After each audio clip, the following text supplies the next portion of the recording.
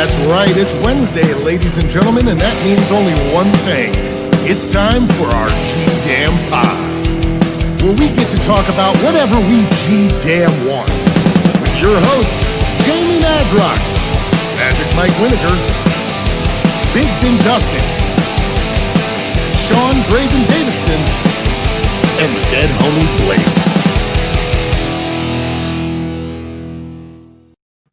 What up, and welcome y'all to another exciting episode of our G-Damn Pod, episode 21, all up in your ear holes and eye holes. I am here. He said, "Hello, please." I am here joined by the usual ugly mugs. I got Blaze, your dead homie. I got Big Ben Dustin. I got Sean Draven Davidson in the corner. How you doing, man? How y'all doing? Doing good. Doing well. Doing good. How has the week been treating you so far? I got a new car yesterday, so I'm in a good mood. Ooh, all right. What'd you get? He said, "Fuck yeah!" He Charlie Browned it. All right, well that's dope. Yeah, what about you, Blaze? How you been, man? All right so far. Had a crazy week to begin with. Kid started getting sick, so I had to figure out what it is. Took him to the doctor yesterday, and they apparently think it might be something called the croup, where you start coughing uncontrollably, losing your breath at night, and kind of shitty. And then during the day seems normal. So it was weird. So we had to get some shit going on. And in the midst of that, they told him he had to take a fucking COVID test on top of it. So now I'm waiting on the results to come back to make sure that he has none. So I don't have to go to quarantine. No doubt. No doubt. Absolutely. You know, that shit's absolutely important, especially anytime when it's your kids. You know what I mean? So, you want that lightning fast turnaround. You want to know what's popping and when it's popping. Dustin. How are you, sir? Haven't seen you in a few apps. A few apps? Has it been a few apps? It feels like it's been a few. Where have you been? What have you been up to that you haven't been with us? Well, I things happen. I told you guys my grandfather died. I had to go out there and help move some of the stuff from their property and changed my diet, started doing an intermittent fasting now, and started running every day. I do 2 miles a day. Damn. God get it. Yeah. So, man. Yeah. He said, I'm getting my 2021 on. It is just amazing. That's awesome, man. There's nothing like it. Now, I'm asking because I just want to know, is that part of some sort of a resolution that you started off, or is it just you're going to take it baby steps and see what comes of it, or is this a new routine, or where are we at with this? Well, after the holidays, you seen me post my big bowl of candy that I did that because I was on keto for about a year, and then lost a bunch of weight, and then I rewarded myself with a big bowl of candy, and that added pillowcases full of candy. Added a good few pounds back. So it happens to the best of us. Yeah. So I rather than go back on keto again, I just wanted to try something different and exercise into it and see where that takes me. That's awesome. No, that's good. Not chicken anymore, boy. Hey, it's always nice to have some sort of a catalyst to get you going to actually get into a routine, because I feel like once you're in it, there's a sense of pride and dedication of like successfully, like after you said 2 miles a day, like after a while you're like, oh shit, I got to get to that 2 miles, or I take it. Me and Blaze used to do this. We would always try to kick it up. Like we would get to a point where we would it would be an hour. We'd do like an hour of jogging or something like that. And then we would be used to complacent there. And then we're like, let's do another 15, like another 15. Oh my God. And 2-3 weeks later, you're like hour and a half. You're like, getting it in, So it's like you build up a tolerance. It's actually it's pretty dope. That's good news. I'm glad you're shaping it up and shipping it out. What is it, like 30 days to make it a habit and 90 days to make it a full living? Fit? Yeah, lifestyle. Yeah, that's lifestyle. how it is. 90 days to make it a lifestyle change. That's awesome. No, that's awesome, and it's a good thing. 3 months, man. 3 months to make it a thing. 3 months. Mm-hmm. And then all of a sudden, out of nowhere, comes the McRib, derails everything. and it's Did someone say McRib? Yes. There's my favorite How are sport. you? Hey, Mikey. It's good to see you. Dang, he Snapping literally into it. snapped into it. Is Right. that fucking Macho Man down there? Holy shit. Oh yeah. Shit.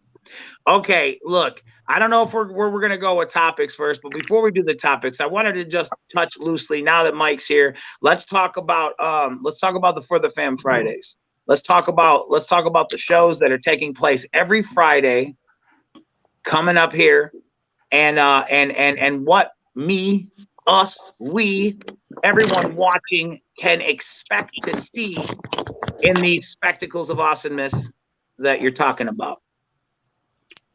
Okay. So for thefamfridays.com, you've got 4 Fridays worth of digital concert experiences. Lazy Dead Homie performing One Less G in the Hood. Right. Quite possibly the one I'm looking forward to the most. You've also got Oh the Horror doing Halloween 365 the following Friday. Wow. Then you've got ABK doing Hatchet Warrior. That's kind of exciting. There's some good throwback. And then rounding out the month of February is Ala Zuli Lu, Dead Alive. And I'm not sure what that means, but I can only assume those boys are going to bring it. You can get a 4-pack of tickets to all 4 events for one price. It's really affordable. It's less than $10 a show. Okay. You can get merchandise that's exclusive to the shows, like the meet and greets, which is like the first time we're doing digital meet and greets. I know Blaze is having one of those. That's awesome. So that's kind of cool. I like it. And then there's just other cool stuff that we've created that you can go check out at forthefamfridays.com to get in the spirit, if you will, of the For the Fam premise, and for the individual shows and the artists that are doing something that month. For sure. So this is a physical website that you can go to. You can purchase the tickets and get an idea of what shows are coming up in the order that they come up in. I want to say, I think it's awesome. I know Oh the Horror and Alazul get down, but I gotta say I think it's super awesome for the Blaze and the ABK shows, respectively, with them going and having them be like in a throwback fashion, kind of going for the OGs out there. And I like that. I think that's dope. Yeah, man, I think that's awesome. And I'm hoping that people are feeling that vibe because y'all are putting it down real heavy. So that's cool. That's real cool. Yeah, man. So this is coming up when now? When's the first Friday? February, you say? Chris, when's your show? You're the first. Are you February 5th? I think it is. The 5th. Yep. February 5th. Okay. So, and Jamie, you and Paul will be there for Chris's show along with Killa. And then the 3 of you will be at Killa's show 2 weeks later. Yeah. So it's a family affair, man. So come check us out. We're gonna be rocking shit with the Dead Man and the Hatchet Warrior, and we finna kill it, man. We finna put it down and make it fresh and take it back, man. Take it back to a time that that time forgot. I mean, it's 20 years of One Less G. Forgot it. To a time that time forgot. No, that doesn't make sense. Wait a minute. He said, wait a minute. I don't think that time forgot it. Maybe you forgot it, sir. I don't think time forgot anything. Like a time exception? Yeah. Time of the yes. More day of the time. I'm not quite sure. Right. All right. So we got that out of the way. I want to go ahead. So you have a topic. Which one of you? I know Sean. I'm gonna go with Sean. I'm gonna start on the outskirts. Go ahead, Sean. What is your topic for today to get us going? So I read that Uno, the card game, put out an official statement that you cannot put a +4 or a +2 on top of another one or a reversal card. You cannot. You've all been cheating motherfuckers this whole time. You cannot stack these cards. If you do it, you skip a turn. So say why. They're just saying it now because they would get beat at their own game. Is that what it is? I think there's been an internal power shift at Uno, and now they just want to, straighten it out from top down. So this is from the highest at Uno. So I think the hard-hitting question and the real questions that need to be asked is how many people played that play before Uno themselves had to come out with a public statement being like, look, we're just BT dubs. You can't double play a play on a play. And you can see because if you had that card, you had that play, you started bouncing a little bit, just waiting for someone. You fuck. Oh my god, dude! But so that they had to take it out. They had to take it out because too many kids were, upset that they would get this, barrage of cards thrust upon them.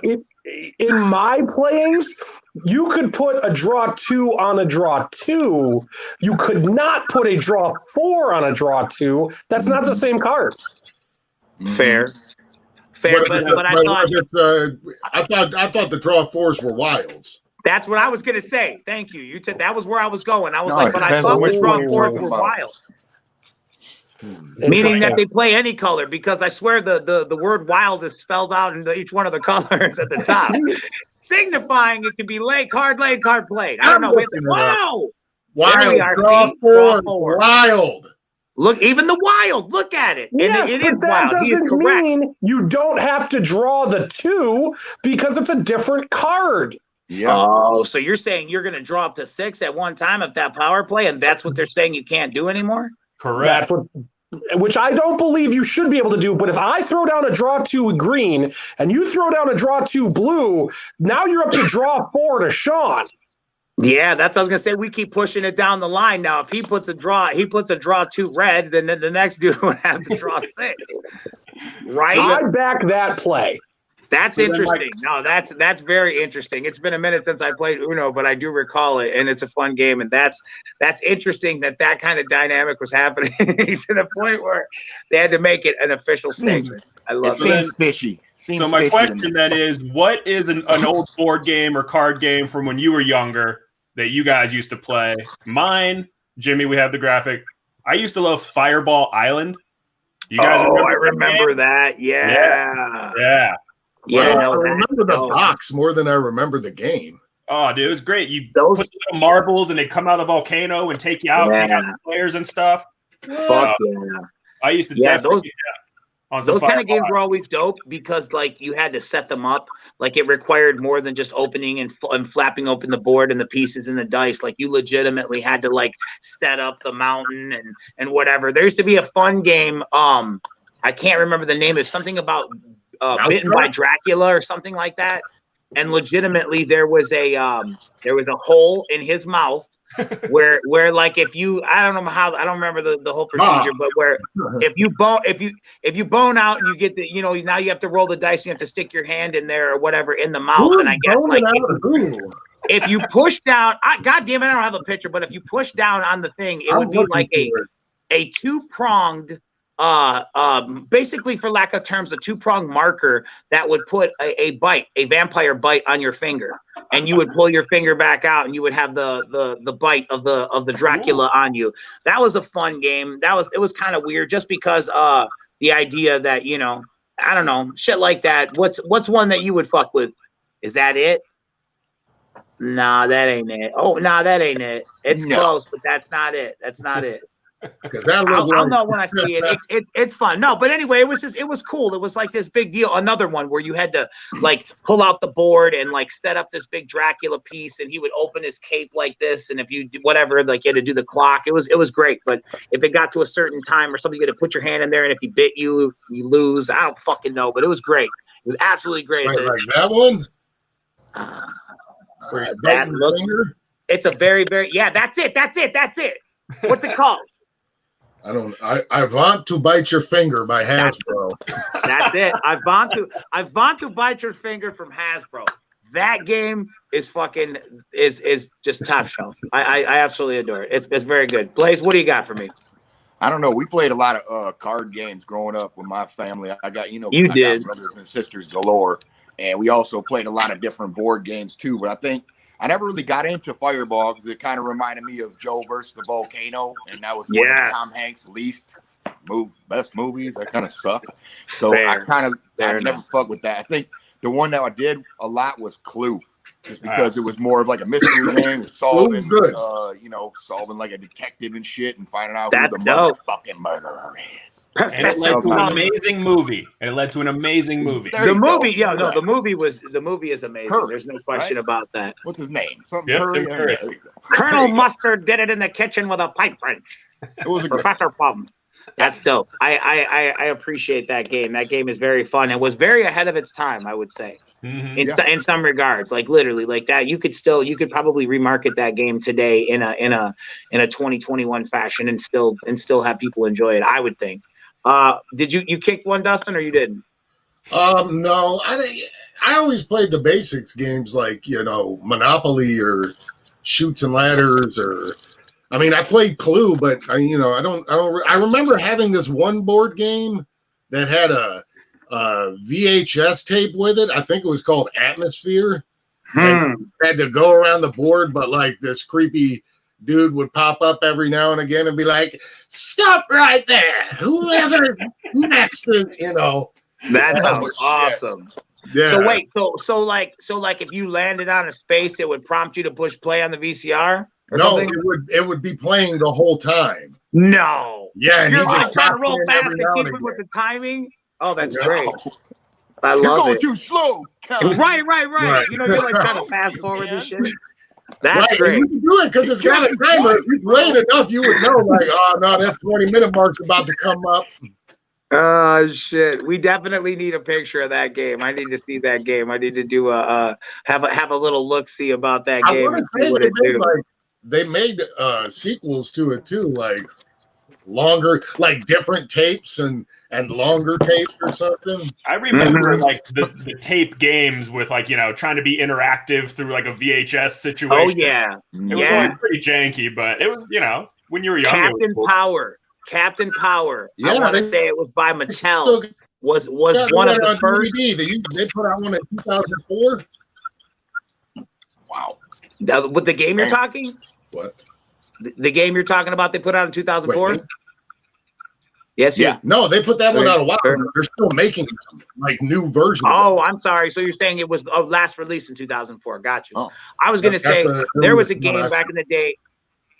Captain Power, you had to take these like big ass ships and they had like gun handles on them, and there was like you would pull the trigger and you would shoot the television, and essentially it was like lights and reflective, and supposedly inside of the game there were targets you could hit, but also the game would flash lights erratically that could hit sensors on your ship that could hit you. So that was like a kind of, I guess, like a laser tag toy venture deal that kind of went. It was. I guess that was ahead of its time, but I love that it was bold and it was trying to do something different. So that was another good one too, as a bonus, by the way. Fuck yeah! All right, so remember Crossfire? Yeah, yeah, we remade that. I got that. Fuck yeah! We made that. Yeah, I got that for the that shit's little great. dude. Yeah, it's dope. Fuck yeah! I remember seeing the commercial more than I remember actually playing the game. Yeah, the game was fun. Insane. Yeah. Well, I never had one because you can't put it anywhere. You can't take it apart after you put it together, and you have nowhere to put it. So right now I got it on a shelf by itself because it's so fucking big. It's just the way it is. It's like yay big. Yeah. You got the guns and all the pieces. Then you got to find a place to put all them fucking little bearings and shit. It's crazy. Oh my god, that's fucking great. It's a commitment. If you get Crossfire, it's a lifetime commitment. Yeah, it's literally just storing it, like just keeping it. Yeah. Holy shit! All right. So who got another topic here? Well, I was gonna tell you, I seen they're starting to push some shit about the Batman film. I don't know how far we are from it, but they're re-releasing, or I don't know if it's a re-release because they created their own. It's called the Riddler's Brew. It's Mountain Dew Riddler's Brew. So that's interesting. I think they're bringing it out, and it's supposed to be. It looks oddly, it looks a lot like the Dark Knight Berry. I think it was. They called it back. So wait a minute. So you're saying that you're already seeing promotional products for the movie coming up? That's what I said. They're talking about it now. They're advertising them now, and they're showing you the first thing that they're going to bring out is from Mountain Dew. It's called Riddler's Brew. And I just want to know if anybody else seen anything, and if there was any other kind of flavors that I think they're still missing, because, in my honest opinion, nobody has made or created a very good cherry limeade. And that's one flavor that I see that nobody seems to have. And I don't, maybe Sprite could bring this to fruition or some shit, but right now it seems like Mountain Dew just keeps going back in circles because they did this dark berry back for the Dark Knight. and it looks an awful lot like they're just updating and putting Riddler's brew and putting it on the Dark Knight. Damn. So I don't know. I'm just asking. Anybody have any? Way to phone it in, Mountain Dew. Way to phone it in. What it looks like right now. Said that we bought this recipe and we're going to use this recipe forever. Wow. That's just the promotional flavor. Fair enough. To promote something, they sell you that flavor. I love how anybody who comes out and pairs with, and you already know, you can already take a lead from like Wonder Woman as being like the idea of what you'll get promotion wise, because they went pretty hard for Wonder Woman. So you know they're gonna do it with Batman. It's a Wonder Woman, Batman, Superman flagship characters where they're gonna put their full push into. So I'm expecting to see some fun shit. I'm trying to think of something else cool that Wonder Woman got. I think she got there was a run with Doritos. It was like, I don't know if they were actually Wonder Woman flavor. I don't know what that would be, but like she was on the bag. Each one tastes like a real tiara. Like I don't fucking know.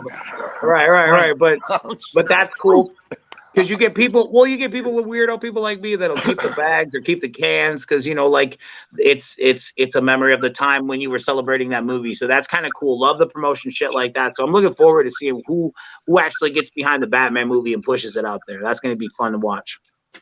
Just be interesting if they actually put it out. Right. No, well that too. But we're starting to see a lot more people taking the bolder step to like basically sticking with the platforms like your Hulus and your Netflix and your Disney Pluses and that kind of shit. Like from what I understand, I haven't really watched any of them, but from what I understand, we're talking like movie production value in a weekly series-esque kind of shows. A lot of them are coming like that, yeah, for sure. That's what I'm hearing. WandaVision comes out Friday. Yeah, that's gonna be sick. Now, what is that? Like, I don't know if anyone really knows yet. Yeah, I have a speculation. I keep hearing the name go around. Yeah, like it's Wanda and Vision, and it looks like they're just kind of happy living ever after, but it's not right. I think what I think it is, and I'm not completely sure because this might be a super crazy stab, but what I think it is that in the end of which I didn't see, so this makes it really hard for me to explain this. But from what I understand, spoiler alert, Vision dies in one of the Marvel movies. Like they ripped the stone from his forehead. So her way of maintaining him, and it like from what I understand, something I'm probably way off, but she cast a spell and she made this like alternate reality for her to live with him in. And it's a reflection of television through the eras. So you'll see them where they're Leave It to Beaver, then Poop, their fucking Brady Bunch. Then they look like Three's Company or some shit like that. And it's all these different movies, like I can't think what Bewitched or some shit. It's all to complement the television of that time era. And then the only reason I say that is because there's also a part where like later on, someone or something breaks this barrier and they're like it's like I don't know if it's Stryker or who the fuck it is, but it's somebody trying to get the mutants or collect the mutants or some shit, and they realize that it is there's this shield, and I'm assuming that she's inside, 1 just really putting it down full cerebral push. So I don't know. Because like in the trailer, there's a woman who's like, "Are you here to help us?" And then you see some like glitches in the Matrix kind of stuff. So like, I don't know if she's been captured, and like it's like she's kind of made her own little reality, like or what? I believe so. And there was some fun.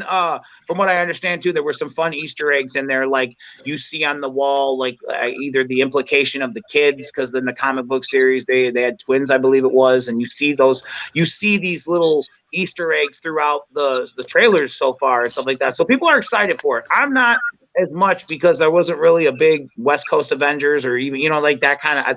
That's usually where Scarlet Witch to me like spark the most, but I'm just like, man, but it's still cool. I love the idea that people are involved in it and that they're willing to take a chance on something like that. And who knows, it could be the greatest thing. You know what I mean? People fucking hook, line, and sinker Mandalorian, and they're all about it. So it's that kind of hit. You know what I mean? That'll keep them in business, or at least keep the production company in business to make more of that. Yeah, which is completely two different. We're talking about Star Wars and Marvel, same mouse, same company, same different electric work. Yeah, different. Right. There you go. There it is. Yeah. But then All I right. also saw they said, I think officially, they're not going to use for like the next Black Panther, the next evolution of that. They're not going to recast him, and they're not going to use any like CGI to try to bring him back or keep using. Okay. Him. So I don't know if it's going to become his sister. She takes over. Yeah. I think that's what everyone's thinking. I don't know if that's the route they're going to go. But there was talk, and I don't know how to properly say the names, but I want to say it was supposed to go to Shuri, and then there was talks of the mantle being passed to, I want to say it's Mbatu, and he was actually the character in the movie that helped Black Panther's mother, and I believe it was his wife, like bring him back and take care of them when everybody kind of sold them out. So that was yeah, man. So that's great. I don't know. I'm excited. I'm excited to see where they go with it. It's like you talk about that movie and it's like people get excited. They're like, they want to see more of it. And that's how you know, again, another one that like really resonated with people. Yeah. I'm excited for that. Yeah, for sure. Anybody see the Wonder Woman movie yet?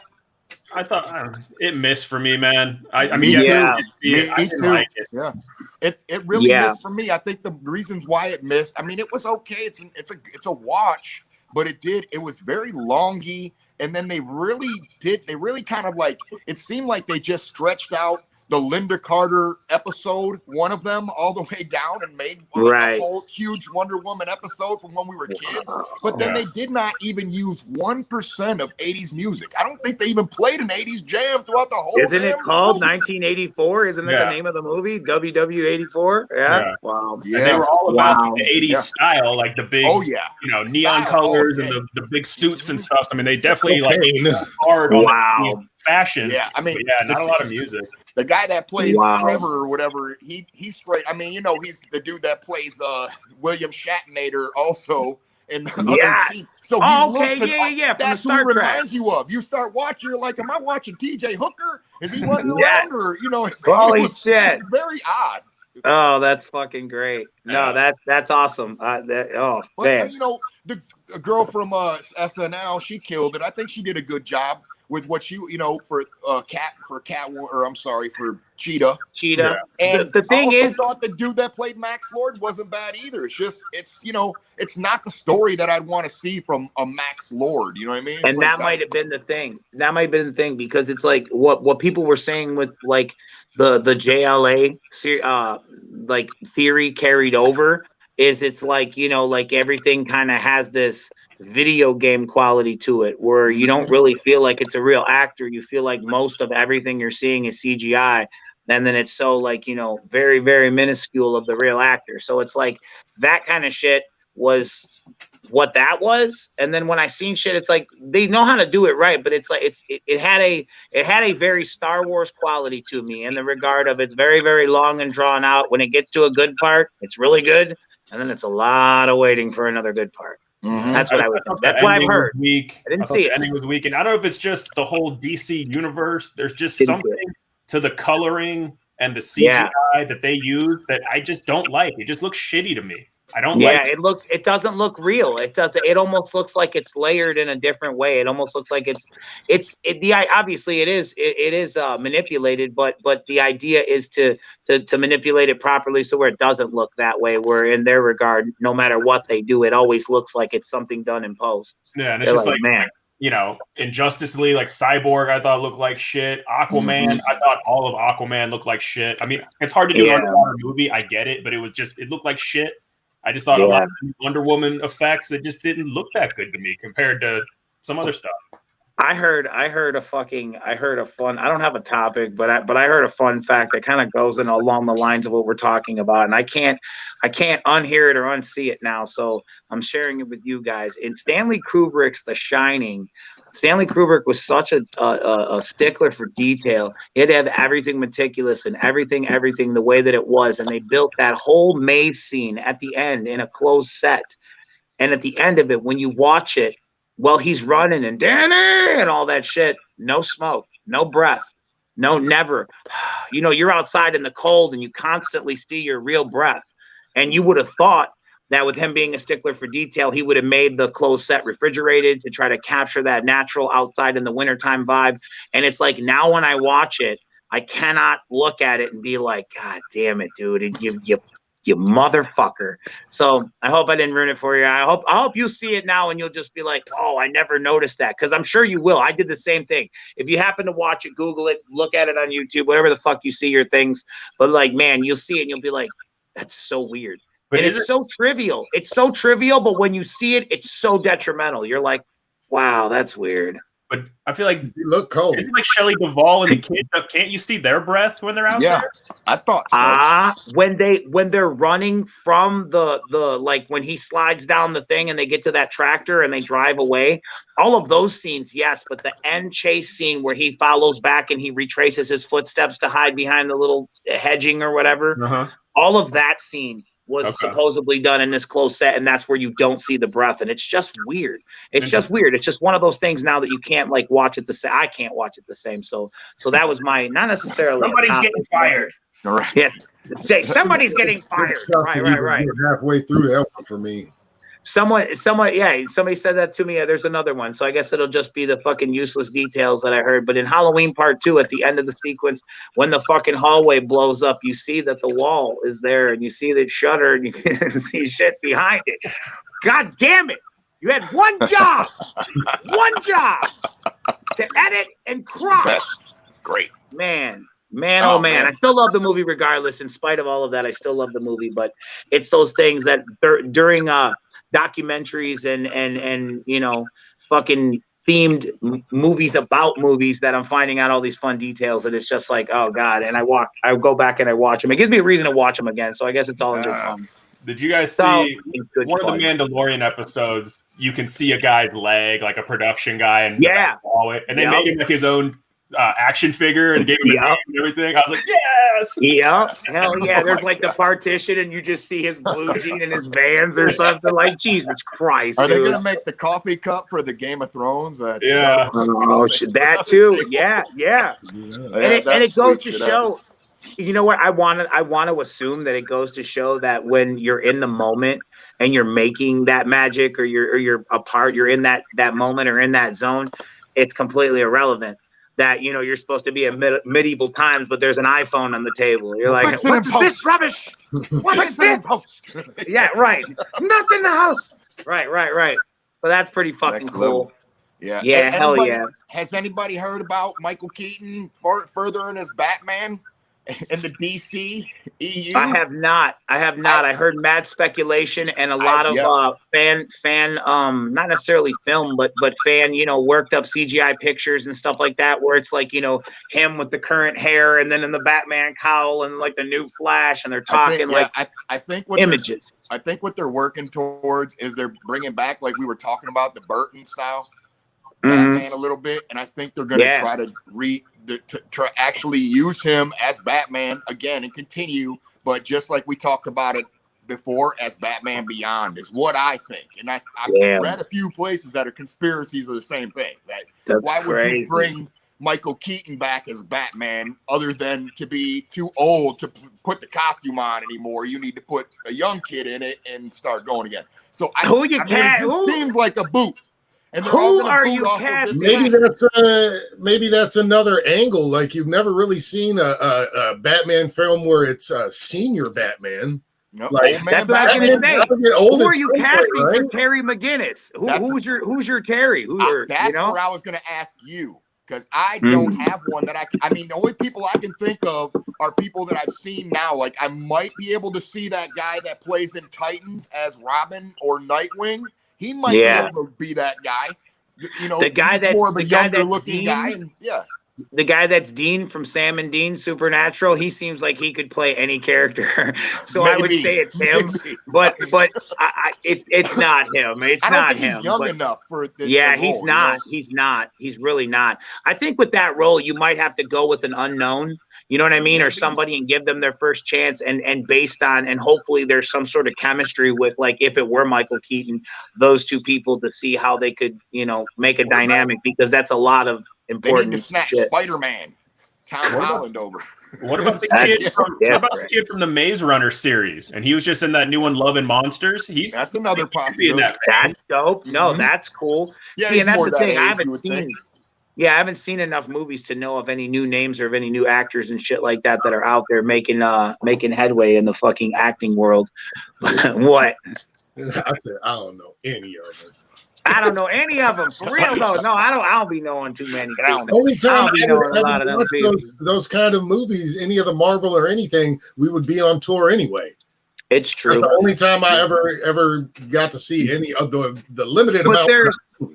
But you know as well as I do, there's a select amount of movies that carry the type of hype that fall into, you know, your personal circle of however you get by every day. And when we would be on the road and those movies would come up, everyone would be like, "Oh, I seen that already. Yeah, put that one on. Put that one on." You know what I mean? Like they're that good that they'll infiltrate. They'll get to you, and you'll be like, "Oh shit, he's right. This is really good." Or sometimes you'll be like, "I just don't get what's the big deal?" You know what I mean? There's times with that too.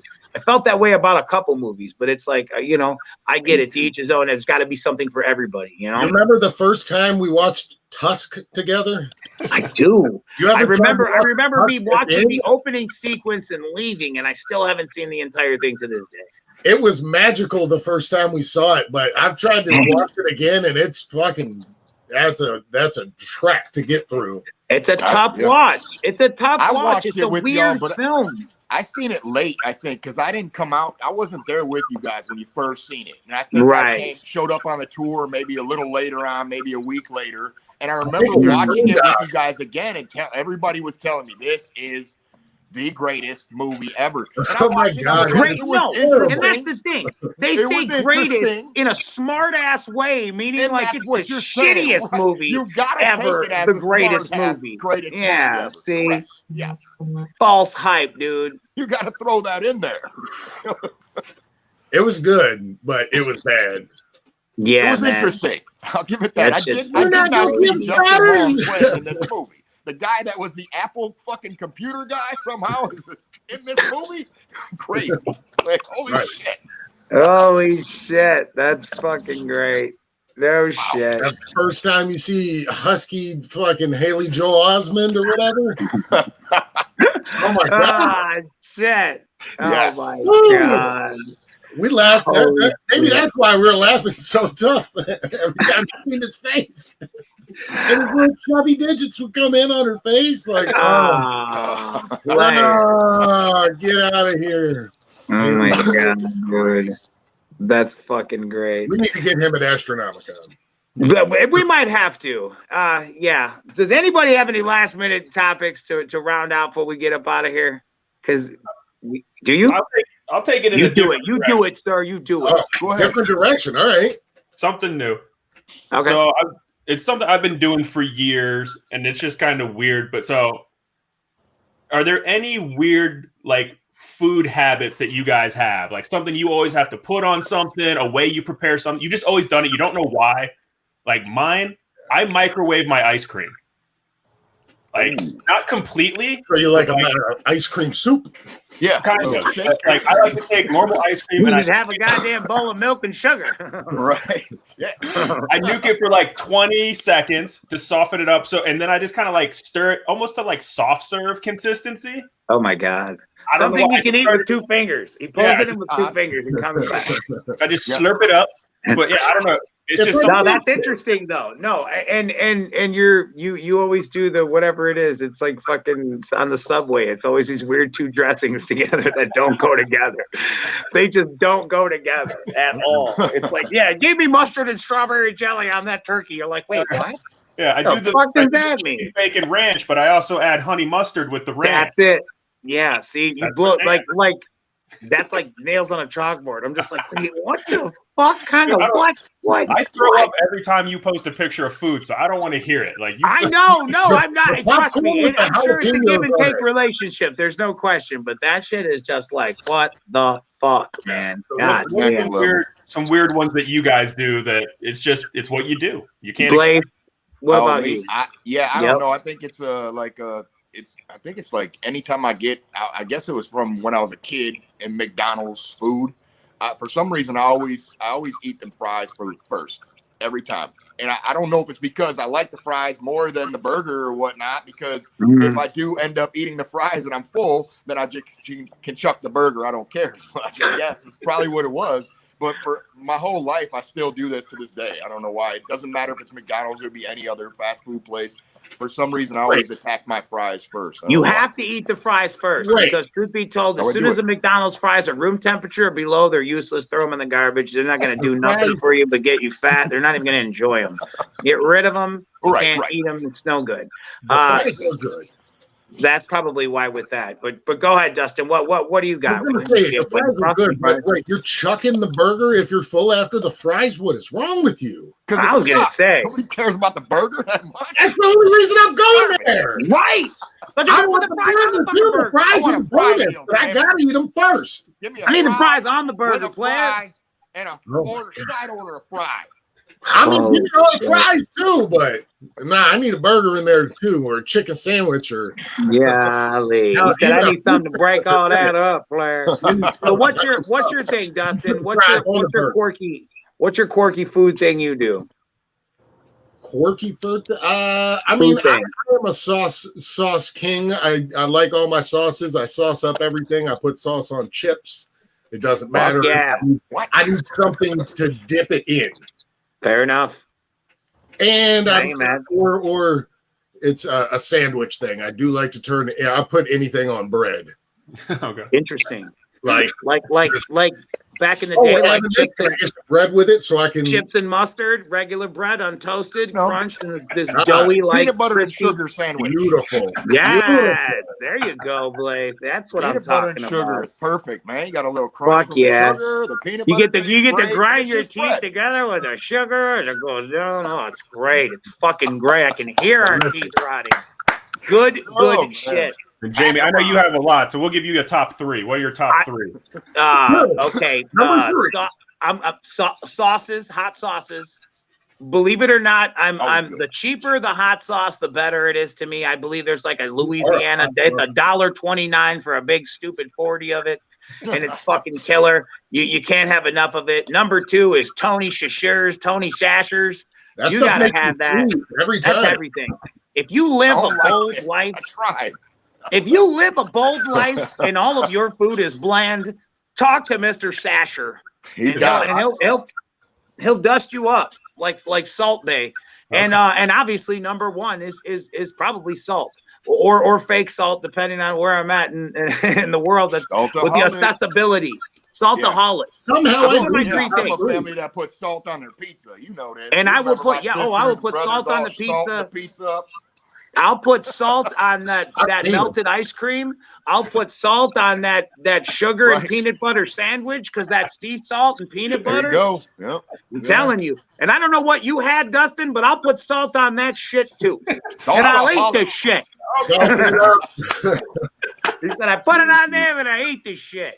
Yeah. Jesus Christ. I knew your top 3 before you said it somehow. You knew. I mean, how could you not know? Those are the contents of Jamie's Jamie's Lockbox.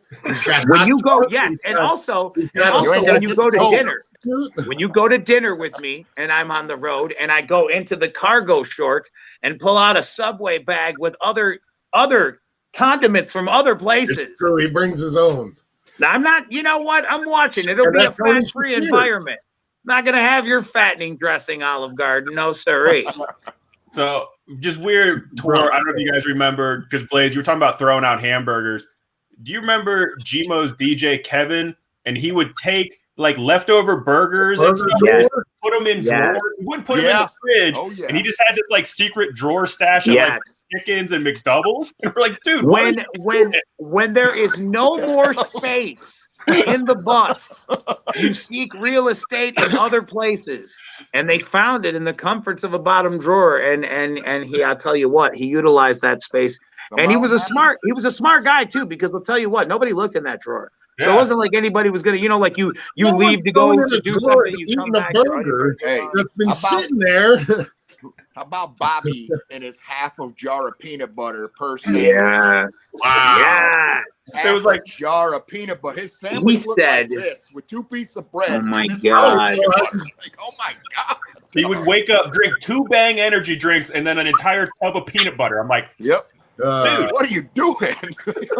Proteining up. Protein. That's awesome. That's fucking great. I love it. I love it. I love peanut butter as well, so I could get down with that craziness. But yeah, the energy drinks were never. I was never a fan of the energy drinks. I don't know, unless we're doing.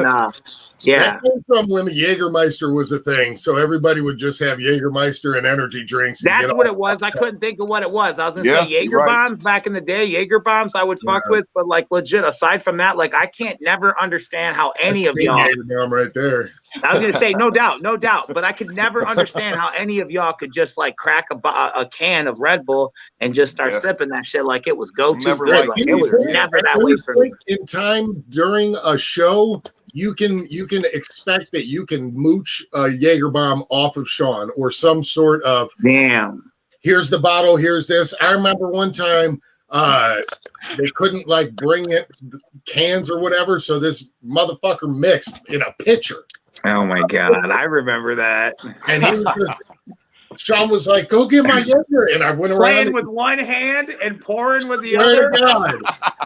Yeah, I'm feeding him sips while he's right. Holy shit! I woke gotta up like love 2 it. pounds over, and I don't know how I got there. Hey, I've seen other people doing other things during shows, so I can't hate. At least that's true. At least that's talent. He was pouring a drink and playing the fucking backbeat at the same time. You gotta love it. You gotta fucking love it. Tell you what, it's been a fun episode. It's been episode 21, all up in your ear holes and eye holes.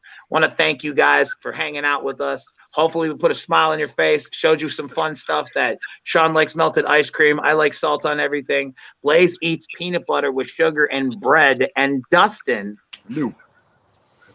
does not know why anyone would throw away a burger. He said he will keep that bitch in his back pocket like a wallet. Neither does Kevin, damn it.